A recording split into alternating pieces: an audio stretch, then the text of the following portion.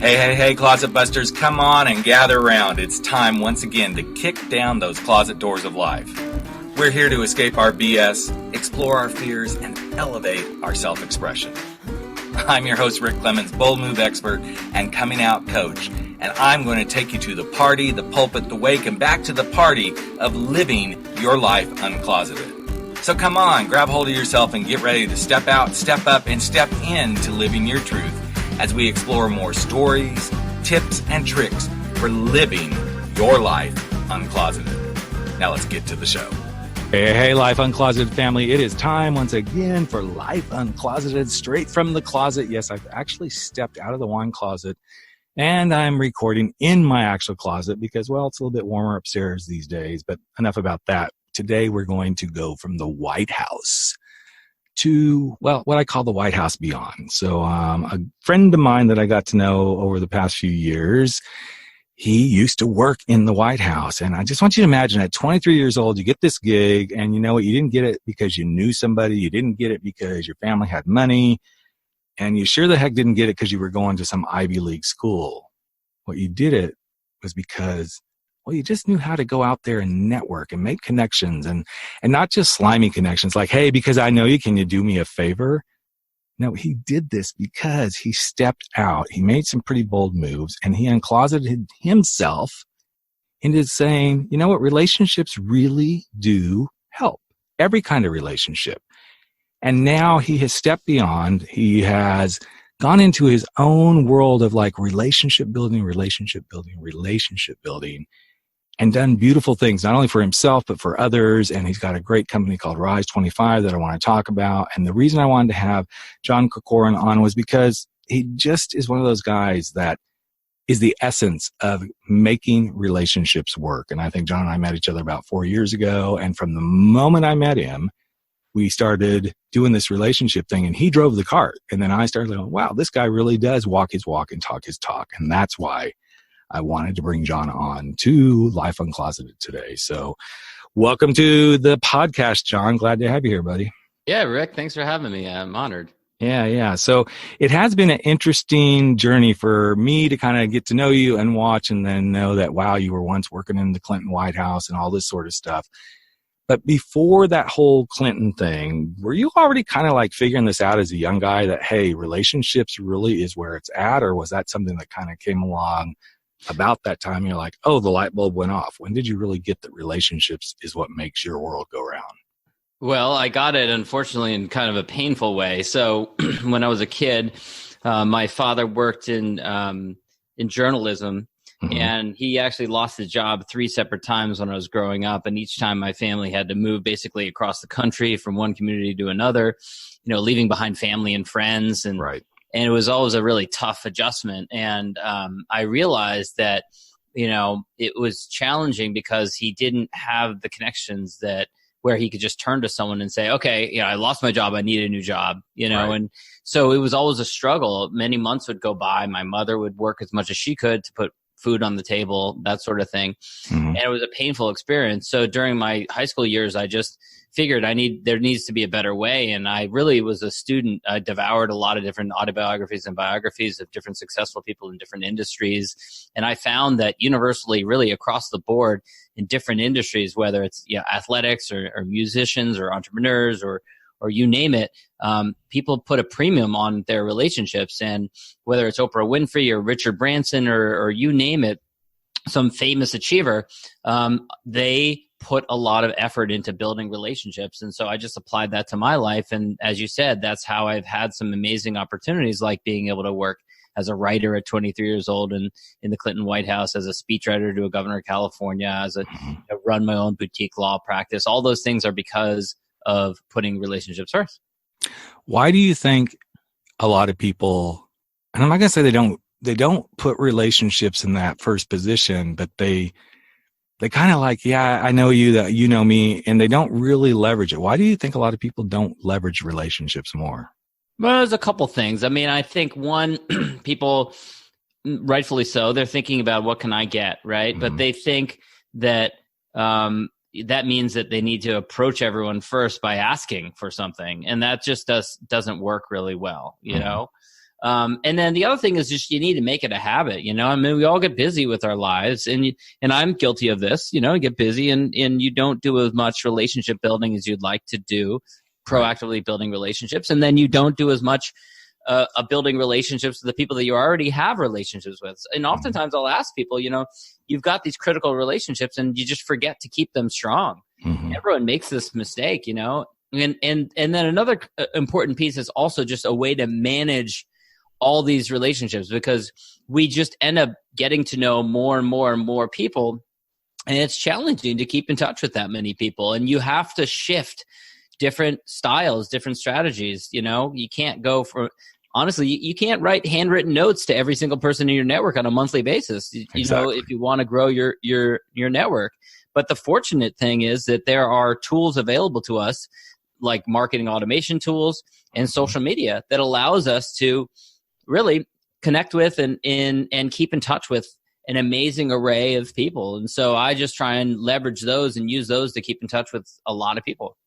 Yeah, I think it's interesting in this day and age when we do have all the tools available from, I'm glad you brought up social media, because it can be a pain and it can be a blessing. But I know for me, in fact, even the fact that you and I are having this conversation today was because we've really pretty much stayed in touch with social media. Absolutely.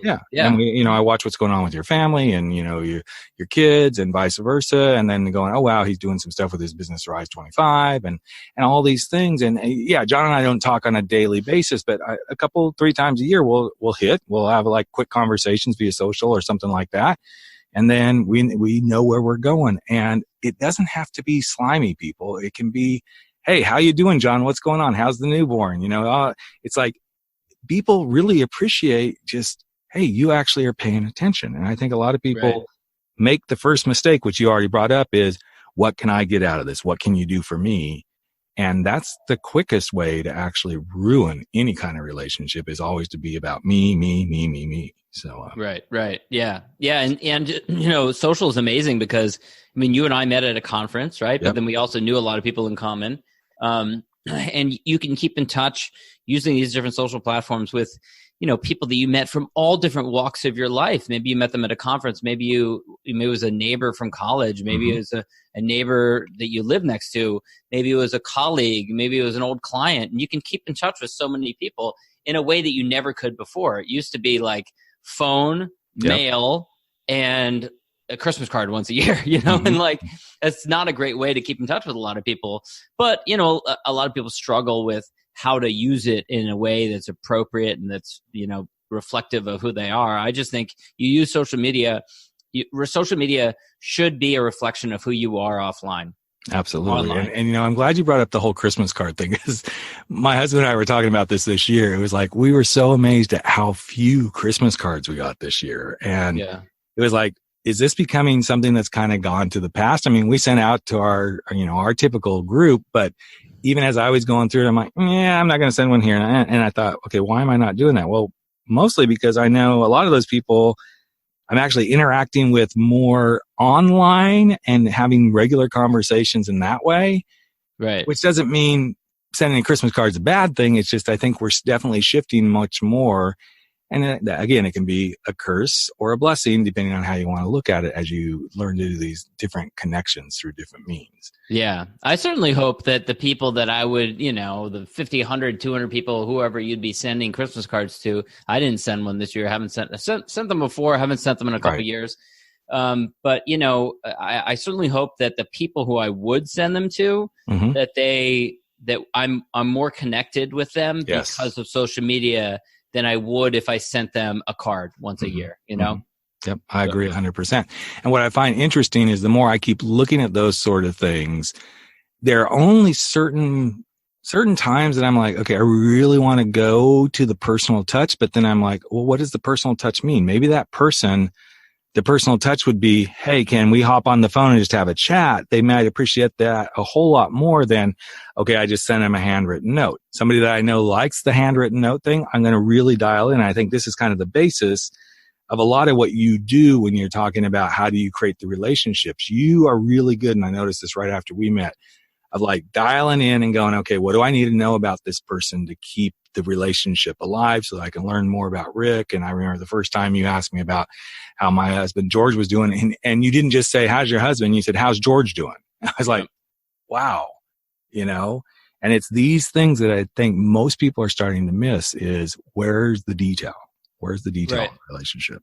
Right. Yeah. And it's not easy. I mean, No. it's not easy but it takes some taking interest in people's life, and remembering a few critical details about people. It goes a long way, So what is your way of like kind of keeping all this like moving and knowing when to reach out and to have that little bit of detail? What is something that you use on a pretty consistent basis? It's funny because I learned this at a young age from observing people at high levels of power employ this. So, I observed presidents and governors and senators who would remember one or two details about a lot of different people.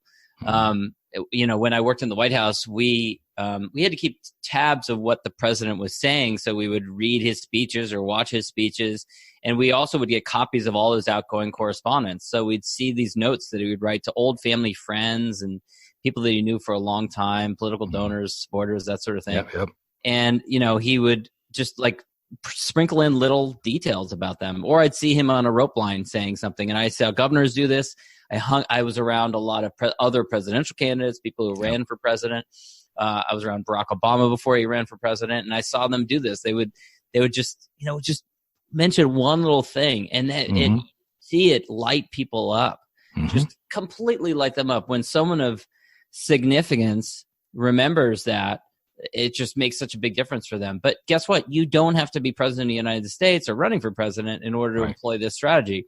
It actually works on a local level. I mean, if you run into your neighbor and you say, how's your son Harry doing? How's your daughter Jane doing? How's your ankle? I know you hurt your ankle a couple of weeks ago. Is it feeling any better? Or hey, I know you're a great fan of Thai food. Did you know that there's a new Thai restaurant that just opened up about 10 miles away? You should check it out. Those little touches just make a huge difference for people. They do. And so before you guys all got brought on the air with us, John and I were off air talking, and I noticed yesterday on Facebook, he's very funny in a lot of his posts, and he was making a joke about, suddenly going to possibly become a minivan driver. And I said, well, it sounds like we're going to have to talk about that on the podcast tomorrow. And of course, as soon as he got on, the first question I asked him was, so are you a proud minivan owner right now? But it's those little details like that. I could have just said, hey, John, cool. I'm glad you're here. So here's what we're going to do, and go. Then that would have all been about me. And yes, it is my podcast, but I bring people into this because I want to be able for my listeners and the guests to go, wow, this is about them. It isn't about Rick. It's about how did you do what you're doing? What were the bold moves that you made that like showcases you and your strengths and all this sort of stuff so that it benefits my listeners and it benefits my guest. And I think those things are really important to keep in perspective. Everybody wants it to be kind of about them, but the more that you make it about the other person, the more successful you are. Yeah. And the other thing is, I think when you cut through all the noise, it's a much better way of getting to know people. So I encourage people to get personal, it doesn't mean that you're revealing all personal details or anything like that. But what I mean is, if you're meeting someone at a conference or a networking event or something like that in a business function, when you can get past the surface level talking about business type of stuff and you can talk about passions or interests or what your kids are up to or, different things like that, hobbies, that's when you make a deeper connection with people. So, I try and employ that just in regular day-to-day life. If I was talking to you, if we ran into each other on the street and we were like, hey, how was your weekend? I'd be like, yeah, I went and test drove a minivan. My family has gotten big enough now. We need a minivan. And I just kind of like start talking about that. And so that's what I do on social media but then, we get all these responses from people. I mean, I get these responses from people I went to high school with who I haven't really had haven't been in touch with them much over the years, but then it just gives you like this flashpoint to like have a conversation about it. And people are responding and saying, oh, hey, I drive an Odyssey minivan and here's what I like about it. And it's so much easier and more natural to just jump into a conversation like that than it is to, do the norm. Yeah, do the norm. What we all do when we go to network. It's like, oh, yeah, what do you do? Yeah, exactly. Yeah, it's crazy. And what I love about not only what you do, but how when you open the dialogue to, it's not just about the question that got asked. Oh, what do you do? Well, I never tell somebody what I do. It's like, you know what? Here's something I've observed. Guys over 40, they really struggle sometimes to be who they want to be. And then they get stuck in that struggle. And then they start going, wow, I'm 45. And, that one thing I keep saying I'm going to do, I'm going to leave this job. I'm going to, give up all this stuff and go do something that I'm really passionate about. What I've found is most guys keep saying that, but they're not doing anything about it. And what I get to do every day is work with guys to help them figure out why they're not doing that and help them get there. Now I've told a whole story. I haven't just said, oh yeah, here's what I do. It's about showing another side to me. And oftentimes when that question gets asked of me, John, it's often, when I was 41, blah, blah, blah, blah, blah. Here's what I discovered about myself. And I think it helps connect people. It helps them like, oh, wow, this is what Rick's all about. And I think it's the same thing for you. So as you kind of started to really deploy this, I know it happened while you were doing the White House stuff and working with the governors and everything. Now let's kind of come forward to you had your practice and everything, but now this whole Rise 25 thing, at least from where I sit, it's been a big part of your life over the last few years. So what brought that whole journey about for you? It has been a journey. So, about 5 or 6 years ago, I was full-time practicing law. Yep. As a lawyer, was not fired up by it, didn't love it. Started my own firm, which was better because I had more control over my life and what I wanted to focus on. And I realized I loved working with business owners. I really enjoyed that, but I didn't enjoy fighting every day for them or fighting with other lawyers. It makes you very angry with life. And so I wanted to transition out of it. And there were a few things that I knew. One of the things I knew is I wanted to write a book at some point. That was something I was really proud of doing, as an achievement. And so I, at the time, people's advice was, well, start a blog. So I did, because you have to build a blog, you build an audience behind it in order to publish a book. So I did that. And I just went down the rabbit hole of, well, how you build up a blog. Took a while, took many years, and eventually I monetized that to the point where I made more money from a combination of the blog and the podcast than I did practicing law. And then I ended up partnering up with this business partner, Jeremy Weiss, Dr. Jeremy Weiss out of Chicago. He and I did one event together, kind of on a fluke. We were both going to a conference together, like I ran into you at a conference. And he called me up before and said, hey, let's do a small group event. Might be kind of fun. Usually I said no to stuff like that, but for whatever reason, he was a pretty persuasive guy. And I said, okay, we did it. We really enjoyed it. And we just kept on going. And it's been a great business partnership. And now we view it as, what I've done throughout my career and what I did through my blog and my podcast was connecting, helping, first it was me, like just me connecting myself. And then it turned into helping others, teaching them how to connect with influencers, clients, referral partners, strategic partners that they want to connect with. And then now it's an evolution. Now we're really doing a lot of done for you, where actually our team is coming in and helping to connect people. So it's basically lead generation, getting more referral partners, getting more leads in the door for them. And we do that through a combination of LinkedIn outreach. We do it through a combination of email outreach and also content marketing. And then we also do it through the format of a podcast, where we help people to start a podcast, because the podcast, which we're doing right now, is one of the best things I've ever done in my life. And it's just a tremendous tool. Everyone should have a podcast because it allows you to connect with people you wouldn't otherwise connect with. So I'm a huge fan of it. I'm a huge fan of them too. And that's why I'm starting a new one. Oh, wait, I'm not supposed to say that yet, but, but because it is a connection piece, and whether you have only, a few hundred downloads a week or you have 100,000 downloads a week, there's a connection point that somebody's going to make with you. And then maybe they only listen to one of your podcasts, but then they go and they find your website and they're like, oh, I didn't know this is what this person does. And then they connect with you because of the content you're writing, or they connect with you because, in my case, I'm a coach, and because you have Rise 25 and you're doing these events.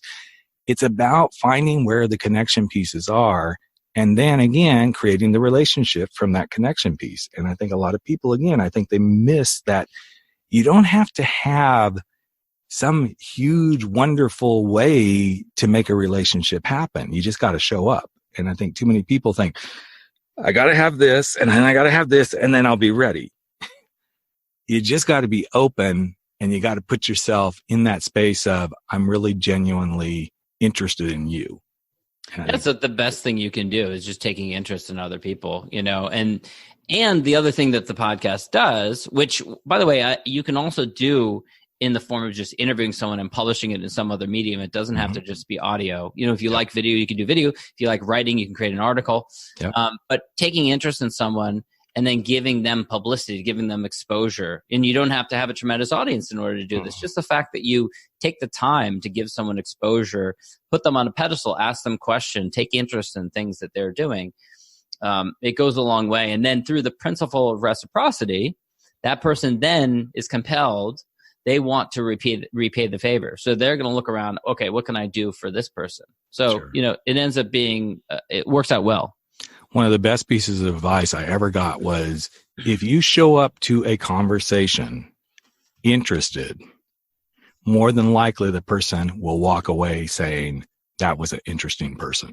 Because Absolutely. It's the interested, when you're interested in someone else, we're all humans. We need our ego stroke, so to speak, but that's the difference. And I think if you don't practice that, you will always be struggling. I'm always interested in who my guest is and what that piece of them is that I'm going to find out, that I maybe didn't know something about them prior to the conversation. And so many times when I bring guests on, they're like, well, do you have what are the questions you're going to ask? I'm like, I don't know, because I want this to be really natural. I mean, yes, I know enough about almost all my guests to go, okay, I know kind of where we're going, but at some point I want to be in that interested space and go, okay, so, but what about this? Why did you do this? Or what was the challenge that you had? And I think that's just simple human communication that a lot of times gets thrown out the door.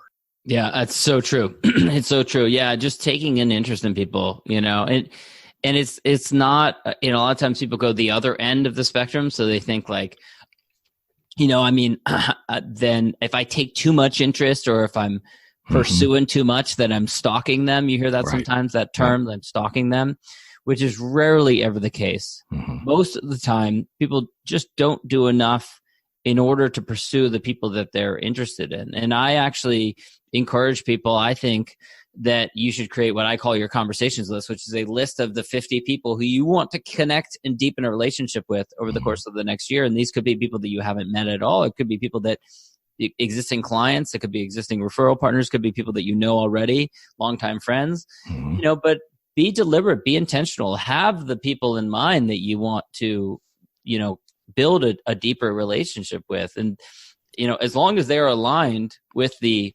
vocational or business goals that you have for yourself, there's no way that that's going to hurt you. It's only going to help you. So I know you work with a lot of different people in your work with Rise 25, new people getting started, guys and gals who've been around for a while in their businesses. What's a common thing that it seems like everybody gets challenged by when they come to do these intimate events? I mean, I'm not talking about the event itself, but they're out there, they're doing their thing, but I know I've seen it, but I'm curious from your perspective, John, what's a common thing they're all struggling with?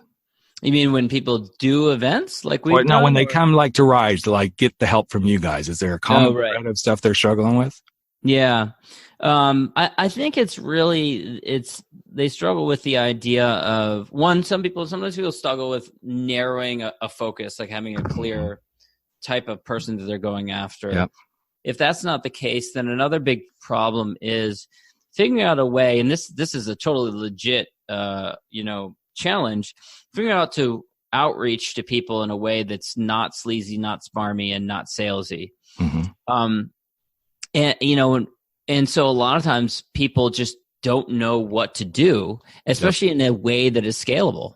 And a podcast is a great tool because it is a way of delivering value to people. So you can reach out to people, but the problem is that it's not as scalable.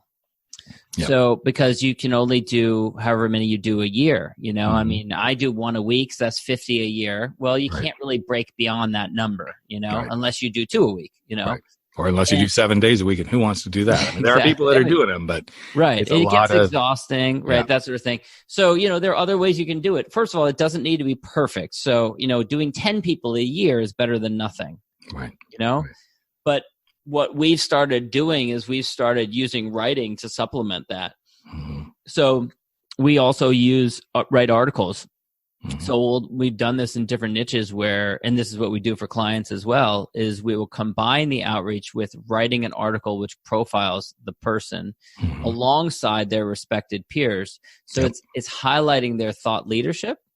And so what's amazing about it is that it gets a much better response rate. So when we reach out we've done this for ourselves, we do this for ourselves, and we also do it for clients. We reach out to, maybe a group of referral partners, or we reach out to prospective clients, and it's a complete give. You're not asking for anything. Right. All you're asking for is, hey, can I highlight your thought leadership alongside some of your respected peers in this article, and I just need the answer to this one very short, quick question, which is the topic of the article. And so we do that, and then we write it, and then we publish it, and then it gives you the opportunity to go back to that person, and maybe you get on the phone. And it's amazing. Like, we've done it in different ways. We did one for my business partner where he was reaching out. This was totally as a test. We reached out to franchise business owners. Now, people who own franchises, they might own like 5 Chick-fil-A's, or they might own 10 McDonald's or something. So they're busy, they're affluent. And we were reaching out using LinkedIn, using this strategy. And we had people that were messaging back within hours. Here's my phone number. Give me a call. Here's my calendar booking link. Give me a call. I'd love to talk to you about this. It was amazing. It blew us away that doing that. So what I recommend to people is find something like that. Okay. Find something where you can highlight that person. Now, look, it doesn't need to be an article. If you don't like writing, there are other ways to do this. For example, it's the same principle if you bring people together. It's a give, right? Mm-hmm. So if you're going to get together for coffee or lunch with one other person, bring 3 or 4 other people too. Bring them together. You become the hub, the person who's bringing people together, and you're giving to other people. And again, the principle of reciprocity, they're going to want to repay the favor. Absolutely. And I've seen John do this many times. He invited me to more things than I can remember that I simply couldn't come to because the schedules weren't working. But I knew it was one of these days. One of these days, yes. But I knew it was because he's just like, hey, I want you to be a part of this. I want you to, experience this, and I want you to make some connections. Because if it's always about what's going to happen for John, it's going to come through that way, and nobody's going to show up. Now, that's not the reason Rick hasn't shown up. It's because things just haven't worked out. But I love this concept of bring people to the table. How can you bring people to your table without it being all about you? And today was one of those days I kind of did this. I reached out on Facebook, and then I reached out through some text, and I said, hey, guys, I'm wanting to feature some stuff that will help guys where they're struggling. And I want to know what are some of the biggest fears you as a man have, so I can write some content and address this in some stuff that might help you. And literally within 5 minutes, the responses just started pouring in, which said, hey, I struck the right chord, because all guys are struggling with something that they like, yeah, I'm really afraid of this. Everything from, in the bedroom, to finances, to being alone, to not being successful at work, to, losing their health, whatever. It was because I didn't make it about me. I said, hey, I'm doing a little project, but I want to do something that's going to help all of us guys as men be better. And boom, boom, boom, boom, boom, the answer started coming. Now, if I had said, hey, I'm writing an article, I need this information, I need to have it by tomorrow, and I just want to know, what is your fear? Because I'm doing this great article that, blah, blah, blah has asked me to write. I can guarantee you I would have got some responses, but it wouldn't have been near as many. If you're asking for a favor, then rather than doing it because out of a place of empathy, a place of compassion, place of wanting to help others. Yeah. So I'm curious, John, as you have had all these different experiences, what was something that you most learned about this or anything when you were in the White House? What was something that really sticks out to you about, like, this I carried forward in all my work up until this stage of your life? There's a lot of lessons that I learned from that. I mean, it inspired me to go to law school because I was constantly surrounded by people who are at the top of their game, incredibly intelligent. I'd be in meetings with other people who'd been to law school, and I tended to lose arguments to them. So I was like, okay, well, maybe I should go to law school. It inspired me to be mission focused, to be focused on a cause and a larger mission. Just looking at, the president at the time, President Clinton, there was an art, I mean, it was written in, George Stephanopoulos wrote a biography after he worked in the White House on the 92 campaign. And one of the things he said in that book really struck me. He said that he spent, hundreds of hours with Bill Clinton, the candidate beforehand. And then once he became president, he never once saw him turn around and badmouth someone. He never saw him, and you can imagine all the different kinds of people that you run into, in a campaign, stuff like that. People come up and say all kinds of stuff to you, right? Right. And he never afterwards said, "Oh, did you see that crazy person that talked to me there?" Right. And I am truly convinced that that is, with a possible exception, major exception of who's in the White House now, right, who I'm not too fond of. But prior to that, we had an unblemished record of our leaders in the highest levels of power, who, for the most part, it's one of the most transparent positions that you can be in. Absolutely. And that is rewarded because people had the right attitude and had people's best interests in mind. And I think that carries on to leadership in the business realm as well, is that, you should treat people with respect. And that's a great standard to hold yourself to, to treat people with respect and to not, turn around, even if you think it's behind the scenes and no one's hearing it. Right. But to trash someone, so that's something that I've carried with me, and I try. And certainly, Bill Clinton was not a perfect man; he had many flaws. But that's just one example of something that I've tried to continue with my life. I can't say that I always do it, but I try to. Well, and what I've found too, and again, I'm like you. There's no way I'm close to perfect, but what I try to do now is even like this conversation today. It's like, okay, what can I take from this conversation and continue to put into my life that is going to benefit somebody else? Not just benefit me, but benefit somebody else. And I love the word transparency because it's something I'm actually working with a lot right now with a program I'm putting together for men. And I know it sounds kind of scary to be transparent to people, but it's like at some point it's going to get figured out anyway. So if you're just upfront about here's who I am, here's how I show up, this is what I am, you kind of are already there. You don't have to do anything else to be there. And I think transparency can actually be a very beautiful thing because it doesn't leave any room for guesswork. You know exactly where you stand with someone. You know exactly where they are. And sometimes it can be ugly because, okay, yeah, I'm a complete racist or bigot or, narcissist or whatever. Fine. Okay. At least I know that about you. Now I can make a more better educated, how do I want to be in this relationship with you or do I not? But people get so scared of this transparency thing.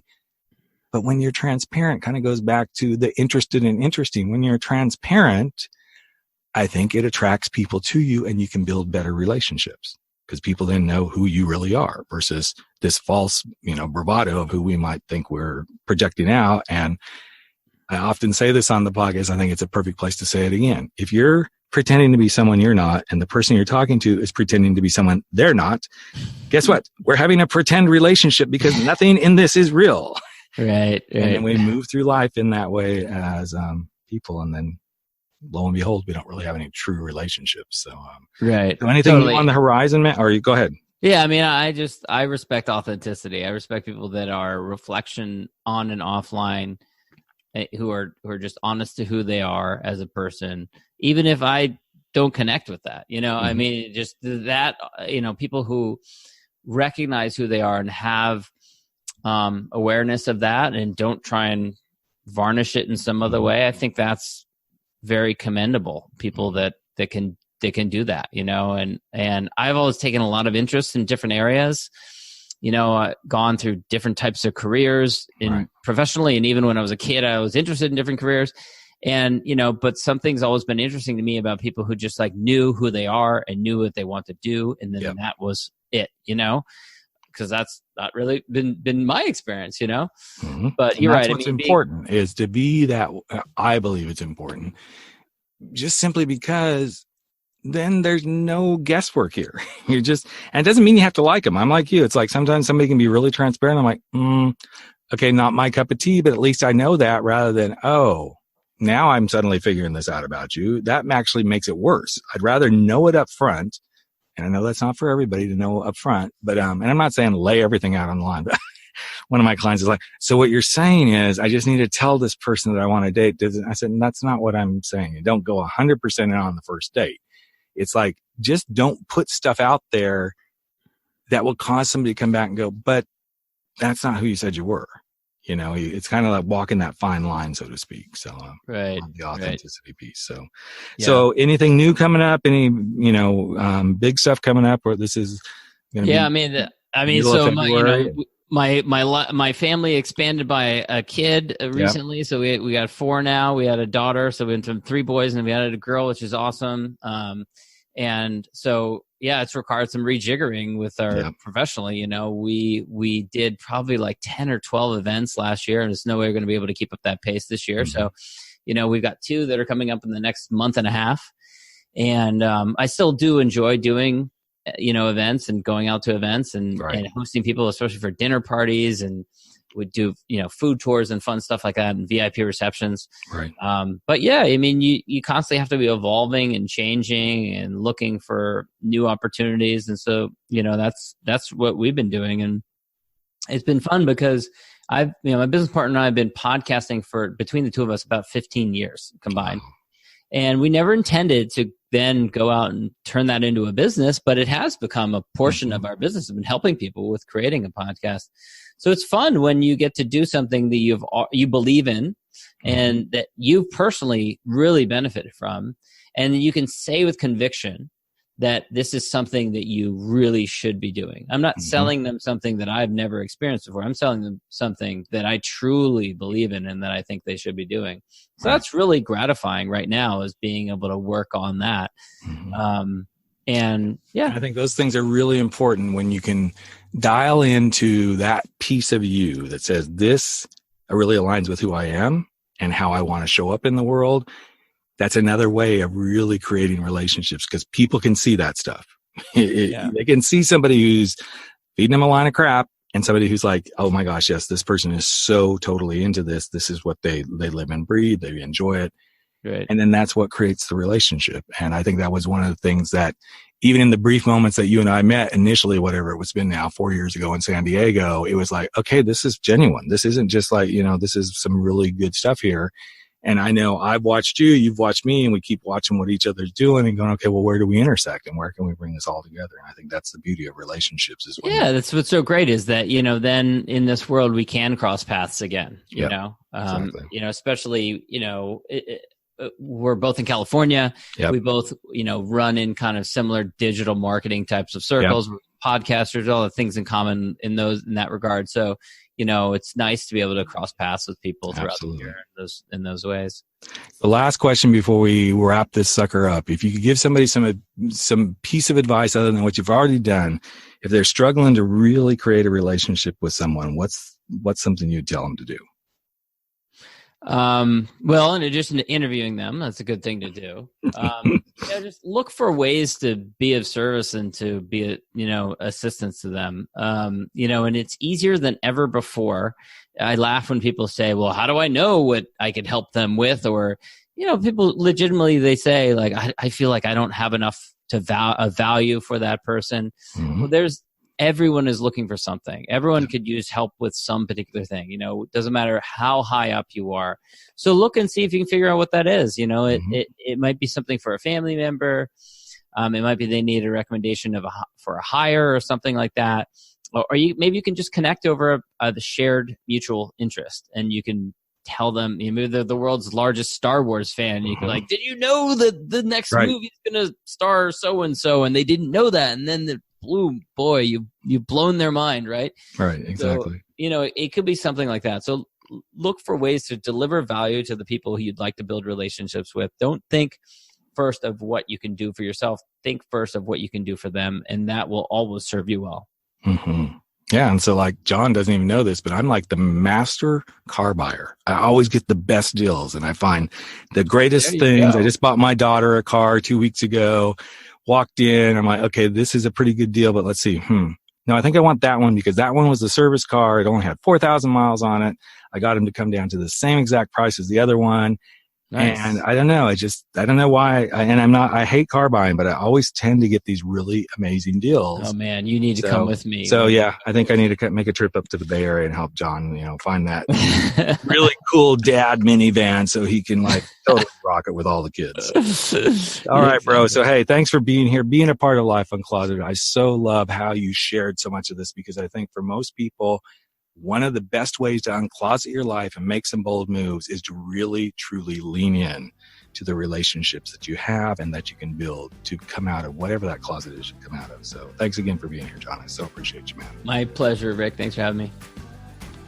All right, there you have it. Another episode of Life Uncloseted has come to an end, but that's okay. We're going to be back in just a couple of days sharing more stories, tips, tricks, and wisdom for helping you live your life uncloseted. And you know what? You can share too. Just take a few moments if you like and if you believe in this podcast and share it with someone you know today. Share it from your phone, go share it on iTunes, Stitcher, wherever you are. Maybe even give us a rating and review because you know what? It's all about the planet living their life uncloseted. I'm Rick Clemens, host of the show and the guy who helps you make those big, bold moves. And I hope you never stop stepping out, stepping up, and stepping in to living your life uncloseted. Catch you real soon. Take care, everyone.